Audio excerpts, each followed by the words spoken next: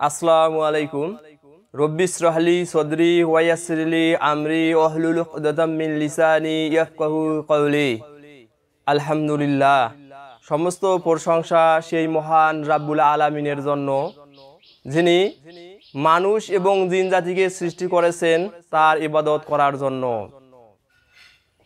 ঈদুল ফিতর একটি গুরুত্বপূর্ণ হাদিস আমি আপনাদের সামনে আলোচনা করব ঈদ সম্পর্কে।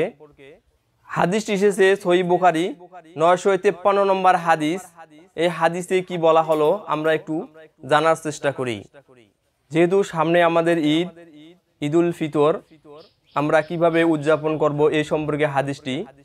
আনাস ইবনে মালিক রাদিয়াল্লাহু তাআলা আনহু হতে বর্ণিত, তিনি বলেন, রাসূলুল্লাহ সাল্লাল্লাহু আলাইহি ওয়াসাল্লাম ঈদুল ফিতরের দিন খেজুর না খেয়ে বের হতেন না। অপর এক বর্ণনায় আনাস রাদিয়াল্লাহু তাআলা আনহু থেকে বর্ণিত, তিনি বলেন, রাসূলুল্লাহ সাল্লাল্লাহু আলাইহি ওয়াসাল্লাম তিনি বেজোড় সংখ্যক খেজুর খেয়ে বের হতেন। তাহলে একটি গুরুত্বপূর্ণ সুন্নাহ, যেহেতু ঈদুল ফিতর আমরা আগামীকাল উদযাপন করতে যাচ্ছি, সেহেতু আমাদেরকে এই গুরুত্বপূর্ণ সুন্নাহটি পালন করতে হবে। আমরা ঈদগাহে যাওয়ার আগে কি করব? কিছু আমরা খেজুর খাবো। এই কিছু খেজুর মানে বিজোড় সংখ্যক খেজুর আপনাকে খেতে হবে।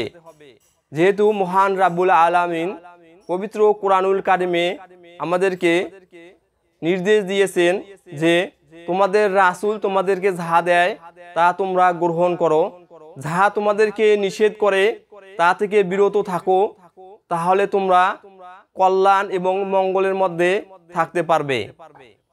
সেহেতু রাসূলুল্লাহ সাল্লাল্লাহু আলাইহি সাল্লামের একটি গুরুত্বপূর্ণ সুন্নাত আমরা অনেকেই জানি না। আমরা অনেকেই ঈদ উদযাপন করি, আমরা ঈদগাহে চলে যাই, না খেয়ে চলে যাই। আবার অনেকে মিষ্টি বা সেমাই এগুলো পায়েস খেয়ে ঈদগাহে চলে যান। কিন্তু গুরুত্বপূর্ণ একটি সুন্নাহ, আপনি খেজুর খেয়ে ঈদগাহ মাঠে যাবেন এবং ঈদের সালাত আদায় করবেন। সকল নারী পুরুষ সবাই ঈদগাহে ঈদের ময়দানে গিয়ে উপস্থিত হবেন এবং ঈদের সালাত আদায় করবেন। আমরা যদি এই খেজুর খেয়ে ঈদের সালাতে যাই, তাহলে নিশ্চয়ই এর মধ্যে বরকত রয়েছে, এর মধ্যে রহমত রয়েছে এবং মহান আল্লাহ তাআলার কাছে আমরা প্রার্থনা করব, দীর্ঘ আমরা রমজান মাস 30টি রোজা 30টি সিয়াম আমরা পালন করলাম, আল্লাহ তাআলা যেন আমাদের এই সিয়ামগুলো কবুল করে। আমরা তারাবির নামাজ পড়েছি, এই তারাবির সালাত যেন আল্লাহ তাআলা আমাদের কবুল করে। আমরা কি করব? এই রমজান মাস একটি মাস আমরা ট্রেনিং করলাম। আমরা এই একটি মাসে আমরা মিথ্যা কথা বলি নাই, আমরা কি করেছি? অযথা কোনো কথা বলি নাই, অযথা সময় নষ্ট করি নাই। আমরা ইবাদত বন্দগি করেছি, মানুষকে ঠকিয়ে দেই নাই, ওজনে কম দেই নাই, খাবারে ভেজাল দেই নাই। আমরা একটা মাস কি করলাম? আমরা ট্রেনিং করলাম। এই একটা মাস আমরা কি করলাম? ট্রেনিং করলাম।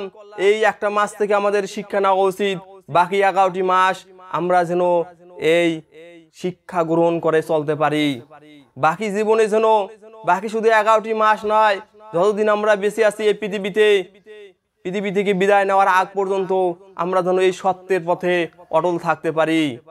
এবং আমাদের প্রিয় নবী হযরত মুহাম্মদ সাল্লাল্লাহু আলাইহি সাল্লাম যেভাবে আমাদেরকে দিক নির্দেশনা দিয়েছেন, কোরআন এবং সহিহ হাদিসে যেভাবে দিক নির্দেশনা দেওয়া রয়েছে, সেভাবে চললে আমাদের জন্য মঙ্গল হবে, আমরা নাজাত পাবো, আমরা মুক্তি পাবো। আসুন মহান আল্লাহ তাআলার কাছে সব সময় প্রার্থনা করবেন, সর্ব অবস্থায় দোয়া করবেন, আল্লাহ তাআলা যেন আমাদের এই 30টি রোজা, এই 30টি সিয়াম আল্লাহ তাআলা যেন আমাদের কবুল করে। এবং এই সিয়ামের যেটা পুরস্কার, সেটা মহান আল্লাহ তাআলা নিজ হাতে প্রদান করবেন। এবং জান্নাতে একটি দরজা রয়েছে, রাইয়ান নামক একটি দরজা, সেখানে যারা সিয়াম পালন করেছে তাদের জন্য এই দরজাটি উন্মুক্ত করে দেওয়া হবে। শুধু তারাই এই জান্নাতের দরজায় তারা ঢুকতে পারবে যারা সিয়াম পালন করেছে, বাকিরা ঢুকতে পারবে না। আপনি হজ করেছেন, আপনি ইমানদার, আপনি নামাজ পড়েছেন, আপনি জান্নাতে যাবেন, কিন্তু ওই দরজা আপনার জন্য না। ওই দরজা শুধু তাদের জন্য যারা আল্লাহকে ভয় করে, আল্লাহর সন্তুষ্টি অর্জনের জন্য একটি মাস সিয়াম পালন করেছে, রমজান মাসে সিয়াম পালন করেছে, তাদের জন্য এই দরজা খুলে দেওয়া হবে। একবার চিন্তা করে দেখুন, যিনি আপনাকে সৃষ্টি করেছেন, শুধু আপনাকে সৃষ্টি করেনি, সারা বিশ্বের সৃষ্টিকর্তা সে মহান রাব্বুল আলামিন আপনাকে একটি পুরস্কার দেবেন। কি পুরস্কার দেবেন আল্লাহ ভালো জানেন। তাহলে কি রকম পুরস্কার হতে পারে? বিশ্ব জগতের সৃষ্টিকর্তা, বিশ্ব জগতের পালনকর্তা পুরস্কার দেবেন, এটা কিন্তু ছোট কথা নয়। আপনার আমার মাথায় ধরে না কি পুরস্কার দেবেন। একবার চিন্তা করুন। আসুন মহান আল্লাহ তাআলার কাছে প্রার্থনা করুন, বেশি বেশি দোয়া করুন। মহান আল্লাহ তাআলা আপনি আমাদেরকে হেদায়েত দান করুন, আমরা যেন সৎ পথে চলতে পারি, আমরা যেন ইমানদার হতে পারি, আমরা যেন 5 ওয়াক্ত নামাজি হতে পারি। মহান আল্লাহ তাআলা আপনি আমাদেরকে হেদায়েত দান করুন। এবং আমরা পবিত্র কোরআনুল কারিমে আল্লাহ তাআলা আমাদেরকে যে নির্দেশ দিয়েছেন সেগুলো যেন আমরা অক্ষরে অক্ষরে পালন করতে পারি। এবং আমাদের প্রিয় নবী হযরত মুহাম্মদ সাল্লাল্লাহু আলাইহি সাল্লাম তিনি যেভাবে দিক নির্দেশনা দিয়েছেন, তিনি যে যে কাজকর্ম করেছেন সেগুলো আমরা অক্ষরে অক্ষরে মেনে চলব এবং সেগুলো করার জন্য আমরা চেষ্টা করব। সবাইকে ঈদের শুভেচ্ছা এবং ভালোবাসা জানাচ্ছি এবং আল্লাহ তাআলার কাছে আমরা সর্ব অবস্থায় প্রার্থনা করব আল্লাহ তাআলা যেন আমাদের এই সিয়ামগুলো কবুল করে নেন। আল্লাহুম্মা আমিন। আসসালামু আলাইকুম।